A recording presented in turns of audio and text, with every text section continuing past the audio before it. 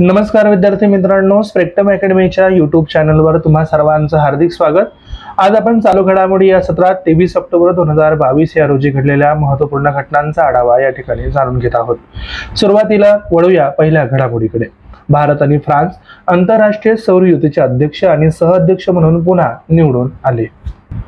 ISAचे संचालक general Ajay maths यांनी सांगितले की केंद्रीय ऊर्जा आणि नवीनकरणीय ऊर्जा मंत्री RK सिंग यांची आंतरराष्ट्रीय सौर आघाडीच्या अध्यक्षपदी पुन्हा निवड झाली आहे। फ्रान्सचा विकास राज्यमंत्री क्रायसौला झाचारौपोलो यांची सहअध्यक्ष म्हणून पुन्हा निवड झालेली आहे। 4 दिवसीय आंतरराष्ट्रीय सौर युती 17 ऑक्टोबर 2022 रोजी भारताच्या अध्यक्षतेखाली सुरू झाली।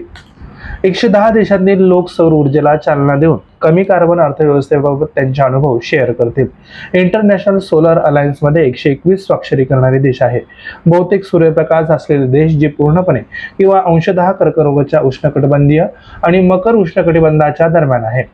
ISA हा एक उपक्रम आहे जो भारताचे पंतप्रधान आणि फ्रान्सचे राष्ट्रपती यांनी 30 नोव्हेंबर 2015 रोजी पॅरिस, फ्रान्स येथे सुरू केला होता।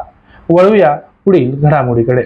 वन्यजीव मंडळाने दुर्गावती व्याघ्र प्रकल्पाला नवीन व्याघ्र प्रकल्प म्हणून मान्यताही दिलेली आहे। दुर्गावती व्याघ्र प्रकल्प हा 2339 चौरस किलोमीटरचा नवीन व्याघ्र प्रकल्प आहे, जो नरसिंगपूर, दमोह आणि सागर जिल्ह्यांमध्ये पसरलेला आहे। मध्य प्रदेश मधील वन्यजीव मंडळाने पन्ना व्याघ्र प्रकल्प चे नवीन व्याघ्र प्रकल्प बनवण्यास मान्यता दिली आहे, ज्यापैकी 1/4 भाग केन बेटवा नद्यांच्या जोडणीमुळे पाण्यात बुडतील। पन्ना व्याघ्र प्रकल्पाला दुर्गावतीशी जोडणारा ग्रीन कॉरिडॉर नवीन अभयारण्यात वाघांच्या नैसर्गिक हालचालीसाठी विकसित केला जाईल। वळूया पुढील घडामोडीकडे। केवडिया येथे पंतप्रधान मोदींनी मिशन लाईफ मूव्हमेंट सुरू केली। पर्यावरणाचे रक्षण करण्यासाठी पंतप्रधान मोदींनी मिशन लाईफ मूव्हमेंट सुरू केली आहे। पंतप्रधान नरेंद्र मोदी यांनी कडक इशारा दिला आहे।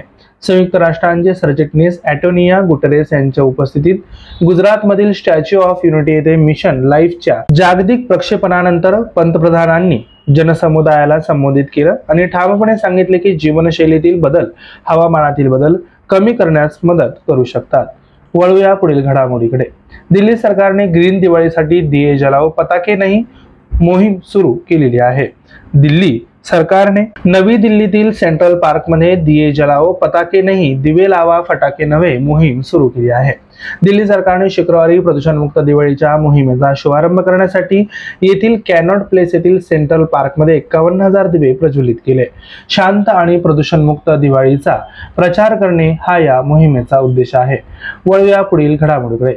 5वे खेलो इंडिया युथ गेम्स मध्य प्रदेशात होणार आहेत।